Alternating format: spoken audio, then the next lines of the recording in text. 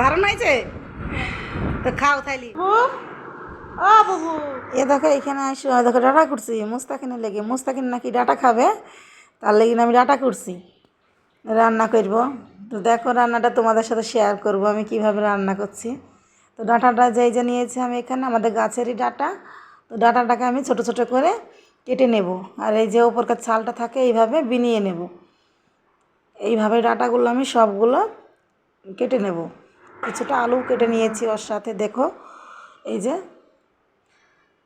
এইভাবে সবগুলো আমি কেটে নিয়েছি। এগুলো কেটে ভালো করে ধুয়ে নেব। তো চলুন বানানোটা কীভাবে বানাই সেটা আমি দেখাই রান্নাটা। এই যে ডিম আমি এখানে ভেঙে পেঁয়াজ দিয়ে মরিচ দিয়ে এখানে আমি এটা গুলিয়ে করে রেখেছিলাম। এটা পিটির মতন করে এটা কেটে কেটে নিয়েছি। এটা দিয়ে ডিম দিয়ে সজনে ডাঁটা আজ আমি রান্না করে দেখাবো।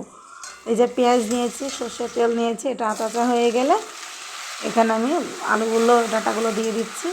এখানে কিছুটা মশলা আমি দিয়ে দেবো, লবণ দিয়ে দিচ্ছি, হলুদ গুঁড়ো, লঙ্কা গুঁড়ো অল্প অল্প করে দিয়ে দিচ্ছি। এতে আর আমি আর কিছু দেবো না। এটা আমাদের এমনি ঝোলে ভালো লাগে, এটা মশলাপাতি দিলে ভালো লাগে না। এই কারণে বেশি মশলা না দিয়ে অল্প দিয়ে আমি এটা রান্না করব। তো দেখুন এবার আমি এখানে জল দিয়ে দেবো, ঠান্ডা জল। এটা কিছুক্ষণের জন্য ঢাকা দিয়ে রেখে দেবো।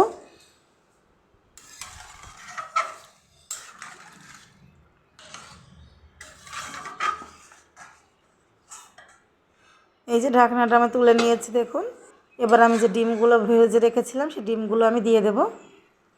এইভাবে ডাঁটা একদিন হলে রান্না করে দেখবেন, খেতে যে এত মজা লাগে। অনেকেই তো মাছ দিয়ে রান্না করে, আপনারা ডিম দিয়ে তো রান্না অবশ্যই কেউ করেননি হয়তো। ভিডিওটা দেখে একদিন হলেও বানিয়ে দেখবেন কতটা মজা লাগে খেতে।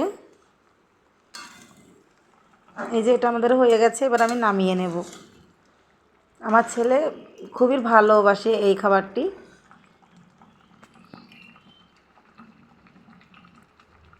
এই যে আমি এটা আবার নামিয়ে নিয়েছি, দেখুন কতটা সুন্দর হয়েছে দেখতে, কতটা লোভনীয়। তো চলুন আমার ছেলেকে খেতে দিয়ে দেখি কি বলে। মুস্তাকিন কি দিয়ে ভাত খাইছ? তোমার ভালো লাগে?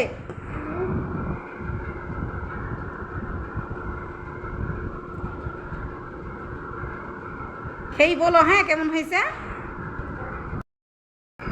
কোথাও